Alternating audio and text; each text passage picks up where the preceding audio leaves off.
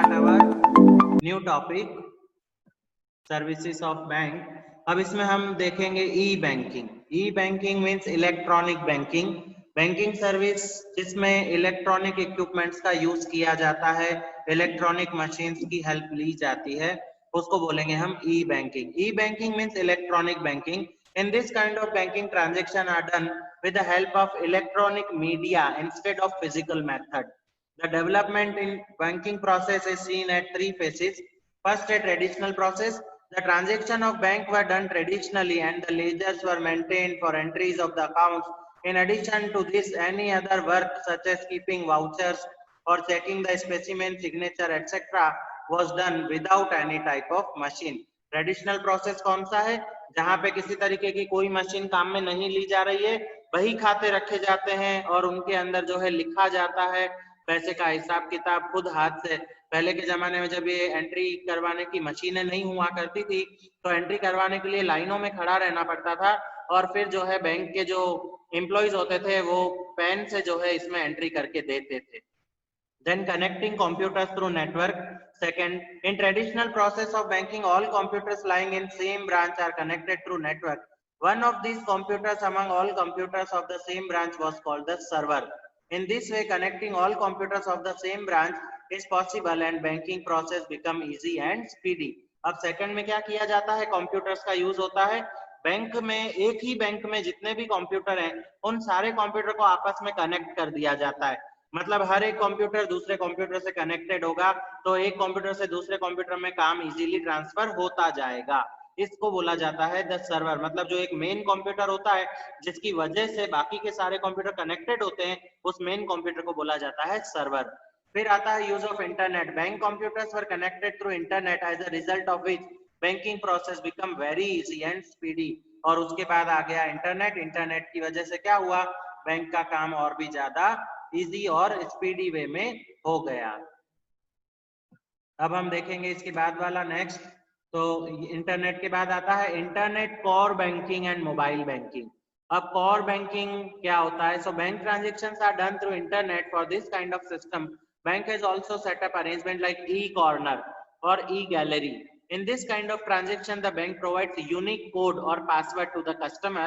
In this type, transaction are done in two ways: financial transaction and non financial transactions. अब इसमें क्या होता है? नेट बैंकिंग की फैसिलिटी दी जाती है. नेट बैंकिंग के लिए भी जैसे एटीएम में 4 डिजिट का पिन होता है, उस तरीके से नेट बैंकिंग में भी हमको एक पासवर्ड दिया जाता है बैंक की तरफ से. उस पासवर्ड को फिर हम बाद में सेट भी कर सकते हैं अपनी मर्जी से, लेकिन एक बार तो बैंक की तरफ से हमको दिया जाता है. तो उससे हम हेल्प लेके क्या कर सकते हैं? घर बैठे बैठे बैंक के जो एप्लीकेशंस हैं, बैंक की वेबसाइट पे जाके और हमारे अकाउंट में से किसी दूसरे के अकाउंट में अगर हमको पैसा डालना है, ट्रांसफर करना है, तो बहुत सारे कामकाज हम जो है घर बैठे बैठे बैंक के खुद ही कर सकते हैं नेट बैंकिंग की हेल्प से.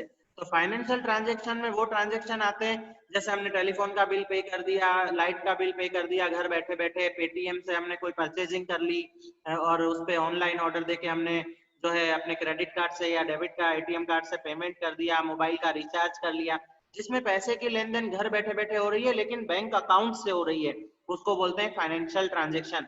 नॉन फाइनेंशियल ट्रांजेक्शन कौन से होते हैं? जिसमें पैसे की लेन देन नहीं होती है. जैसे हमने बैलेंस चेक किया कि हमारा अवेलेबल बैलेंस कितना है, या फिर हमने चेकबुक के लिए रिक्वेस्ट डाली, तो घर पे बैठे बैठे जो हमारे बैंक के एप्लीकेशन मोबाइल में होते हैं उसमें हम लोग जो है चेकबुक के लिए रिक्वेस्ट जो है डाल सकते हैं. नहीं तो पहले के जमाने में तो बैंक जाना पड़ता था और बैंक में एक जो है वो काउंटर फोलियो भर के और बैंक को देना पड़ता था एड्रेस लिख के कि फिर हमारे घर पे वो चेकबुक पहुंचती थी पोस्ट के थ्रू. तो अब जो है हम घर बैठे बैठे आराम से जो है ऑनलाइन एप्लीकेशन जो है इसके लिए चेकबुक के लिए कर सकते हैं, या फिर हमने मान लो पासबुक में एंट्री करवाई है वो हम काम कर सकते हैं. अगर हमको पिन चेंज करना है एटीएम का तो हम वो भी हम ऑनलाइन जो है नेट के थ्रू कर सकते हैं. तो इनमें पैसे की लेन देन नहीं हुई लेकिन हमने अपने जो बैंक के साथ जो ट्रांजेक्शंस तो किए, जैसे एड्रेस चेंज हुआ तो बैंक में हमने अपने एड्रेस को अपडेट किया, न्यू आधार कार्ड के अकॉर्डिंग न्यू एड्रेस हमने डाला उसके अंदर. तो ये नॉन फाइनेंशियल ट्रांजेक्शन था. अब आते हैं हम कोर बैंकिंग पे.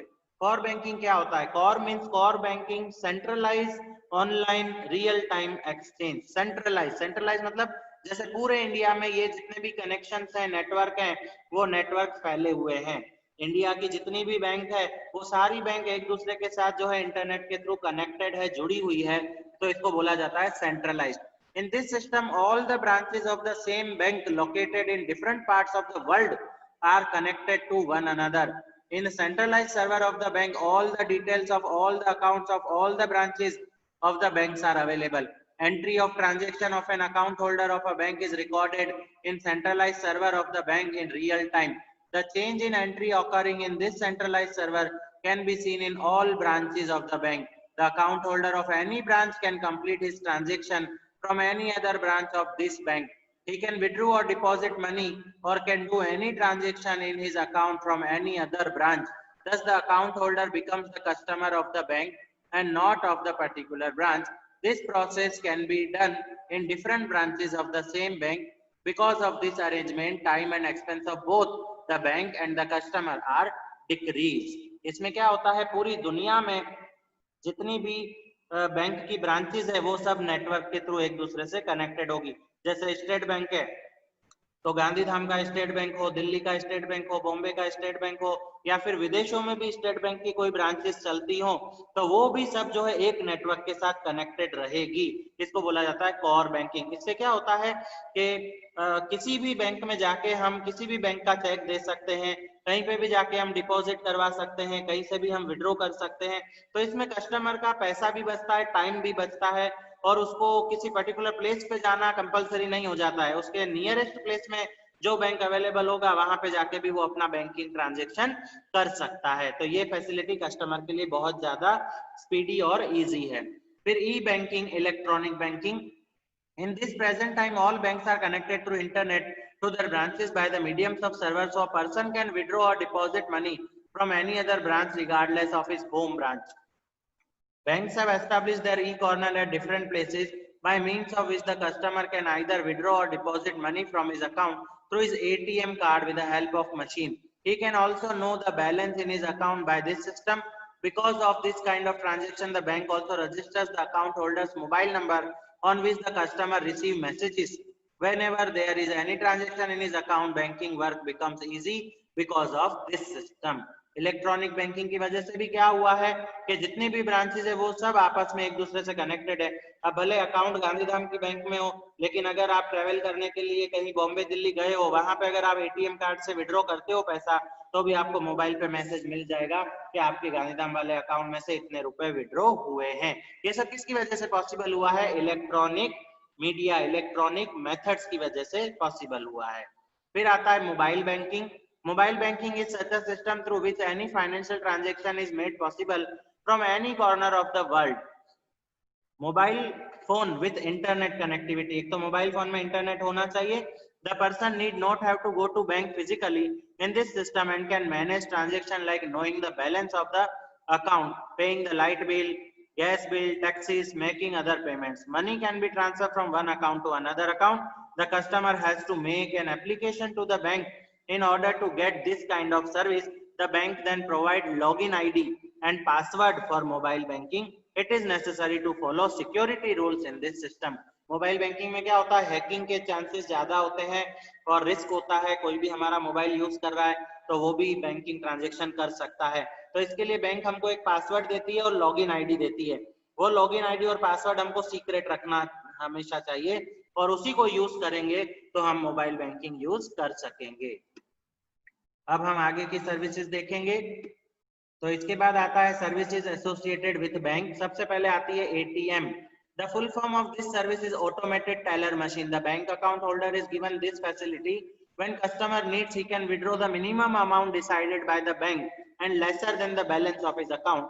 The bank account holder can withdraw limited amount from his account under the daily withdrawal limit. जैसे सिस्टम अगर सिंपल अगर सेविंग अकाउंट हमारा है और उसका एटीएम कार्ड हमारे पास है, तो एक दिन में हम लोग जो है 30,000 या 40,000 मैक्सिमम अमाउंट निकाल, मतलब एक बार में 3 ट्रांजैक्शन मैक्सिमम टाइम हम जो है कर सकते हैं. और उसमें भी 30,000 40,000 जैसी लिमिट आती है. वो अलग अलग अकाउंट के बैलेंस के अकॉर्डिंग अलग अलग लिमिट जो है डिसाइड की जाती है, लेकिन उसमें भी मिनिमम बैलेंस तो हमको अकाउंट में मेंटेन करके रखना पड़ता है. So the limitation of maximum withdrawal amount in a single time is also fixed by the bank. The bank provide ATM card to the customer. The customer is also given a secret pin. Money can be withdrawn from the ATM of the other bank also, but some extra charge has to be paid for the same. और इस ATM card को use करने के लिए एक साल में एक बार हमको ATM चार्जेस पे करना पड़ता है. फिर आता है credit card. This type of bank card has been used widely from the end of 20th century. Account holder or any person can apply to the bank and can demand the credit card. The bank conduct a systematic study of the credit of the person, how much debt can be repaid by him through cards. This is determined by the bank on a basis of study. On the basis of this study, the bank issues a credit card with a pre-decided limit to him. When he makes purchase, the amount from his account will be debited and the amount will be credited to the seller's account. Balance statement is sent to the card holder at fixed time, which he has to settle or repay within the prescribed time limit. तो credit card में क्या होता है, अगर हमने account में हमारे कम पैसा है तो भी हम लोग जो है ज्यादा पैसे की खरीदारी कर सकते हैं, पेमेंट कर सकते हैं. फिर कुछ टाइम पीरियड में हमको वो पूरा पैसा वापस रीपेमेंट करना पड़ता है. और कई बार जो है क्रेडिट कार्ड जो है ऑटो डेबिट वाले होते हैं, तो उसमें क्या होता है कि हमारे अकाउंट से ही सीधा सीधा पैसा मैच्योरिटी डेट पे डिडक्ट हो जाता है. तो क्रेडिट कार्ड में हमको ये फैसिलिटी मिलती है. लास्ट में आता है debit card. This card can be used at a place where there is an arrangement to do the transaction through debit card. The cardholder makes payment of his shopping through this card.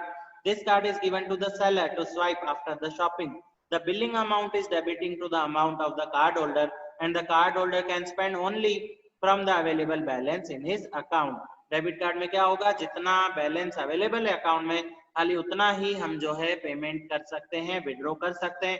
उससे ज्यादा withdraw या payment नहीं कर सकते. तो यहाँ पे हमारा ये चैप्टर फिनिश हुआ. आप लोगों को इसमें कोई भी डाउट्स हो तो आप लोग मुझे पूछ सकते हो.